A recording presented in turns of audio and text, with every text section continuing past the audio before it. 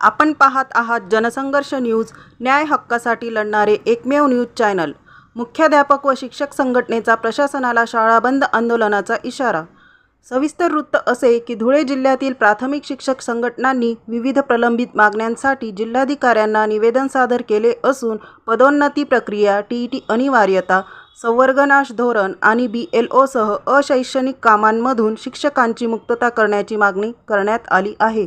मागण्या मान्य न झाल्यास 9 जुलै 2026 रोजी राज्यव्यापी शाळा बंद आंदोलन करण्यात येणार असल्याचा इशारा शिक्षक संघटनांनी दिला आहे। यांना 9 जुलै 2026 रोजी या धुळे जिल्ह्यामध्ये संपूर्ण महाराष्ट्रातून राज्यावरून आदेश असल्यामुळे 9 जुलै हा शाळा बंद आंदोलन पुकारलेला आहे आणि त्याचं आवाहन करण्यासाठी आणि त्याची नोटीस माननीय उपजिल्हाधिकारी यांना देण्यात आलेली आहे।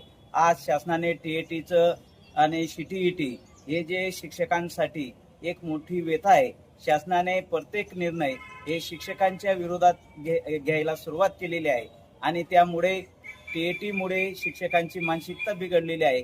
एवढंच नाही तर SIRचं काम सुद्धा शिक्षक प्रामाणिकपणे करत आहे, परंतु शाळा आणि SIRचं काम अशा अनेक अशैक्षणिक कामामुळे शिक्षकांच्या भावना तीव्र आहेत आणि त्या 9 जुलैला व्यक्त होणार आहेत आणि म्हणून आज नोटीस देण्यात आलेली आहे धुळे जिल्हा प्राथमिक शिक्षक समन्वय समितीच्या वतीने।